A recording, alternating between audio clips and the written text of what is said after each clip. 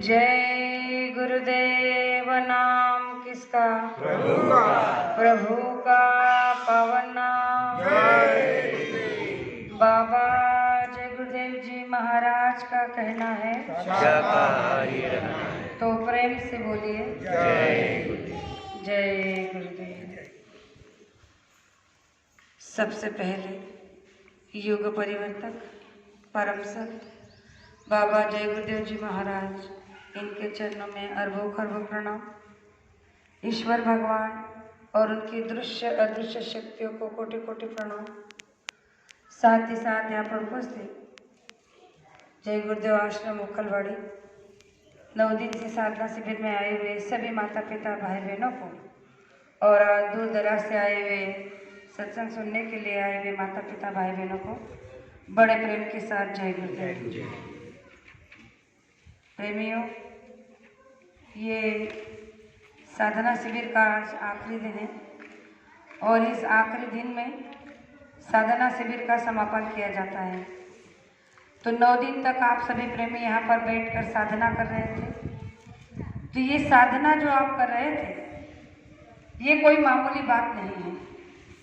घर संसार को छोड़कर यहाँ 9 दिन के लिए आकर बैठना, इस तपती धूप में बैठना, सुबह शाम 4 घंटे, दिन में 4 घंटे साधना की है, तो गुरु महाराज ये बात नहीं है, ये बहुत बड़ी त्याग है और ये त्याग भी सहज में नहीं कर सकता।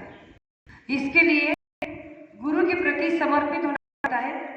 गुरु का प्रेम और भाव होना अंदर में बहुत जरूरी होता है और ये सब जिसके अंदर में गुण होता है तो वो इस सब कार्य को करने के लिए तत्पर रहता है।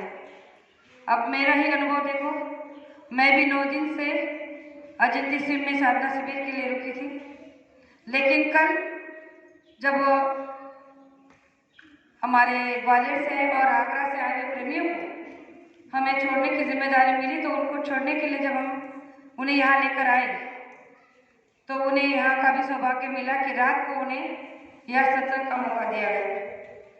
मैं वहाँ से आई तब तक तो मेरी तबीयत बिल्कुल ठीक थी, कुछ भी ऐसा नहीं था, लेकिन जैसे उन लोगों को यहाँ लेकर आए, यहाँ मैं सत्संग में बैठी, पता नहीं तब से मेरी तबीयत में कुछ मुझे गड़बड़ी नजर आई और मैं ठीक से बैठ भी नहीं पाई। उनका सत्संग चल रहा था, मैं बाहर आकर चारपाई पर लेट गई क्योंकि मेरा पैर में इतना दर्द हो रहा था कि आज तक मुझे कभी इतना पैर नहीं हुआ और मेरा स्वास्थ्य मुझे लग रहा था कि पता नहीं क्या होगा और मैं बेचैन होकर अंदर बाहर बहुत छटपटा रही थी। लेकिन गुरु महाराज को मैंने एक पल के लिए भी नहीं भूला। मैंने केवल जय गुरुदेव जय गुरुदेव जय गुरुदेव करते रही और गुरु महाराज से कहा कि अगर वहाँ से 9 दिन की साधना करते करते समापन में नहीं रुकाया है और यहाँ खींच के लाया है तो अब ये क्या है? अगर आप यहाँ मुझे लाए हो तो मेरा स्वास्थ्य क्यों बिगड़ रहा है?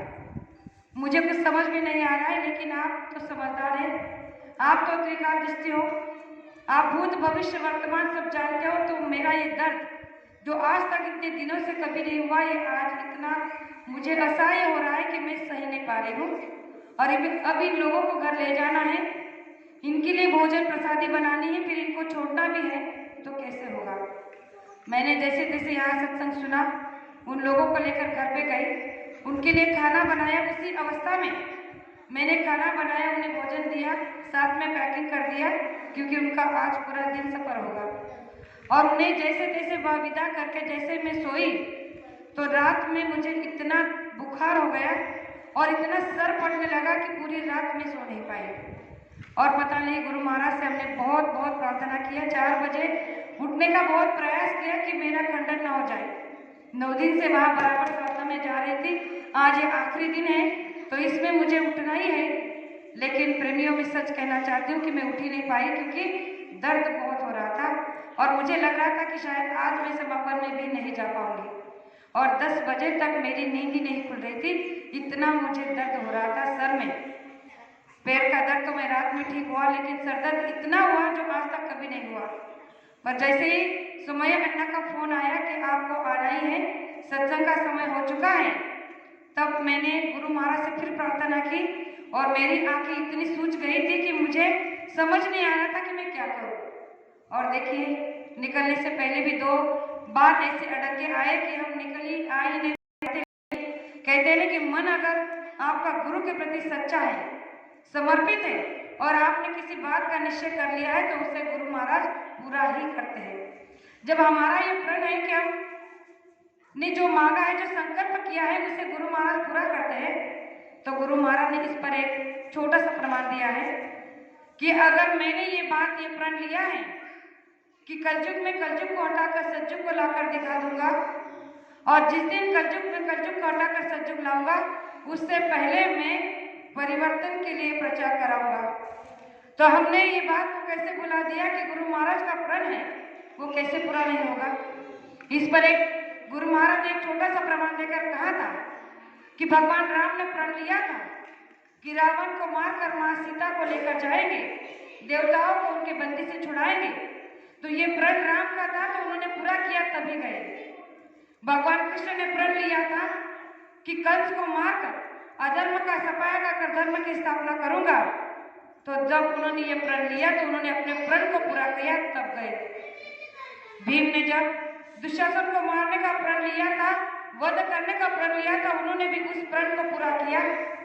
लक्ष्मण ने जब इंद्रजीत को मारने का प्रण लिया तो उसने भी अपने प्रण को पूरा किया था। अर्जुन ने जब यह प्रण लिया था कि मैं जटायु को मारूंगा और बिना मारे अगर मैं रह गया तो मैं अग्निकाष्ठ कर दूंगा।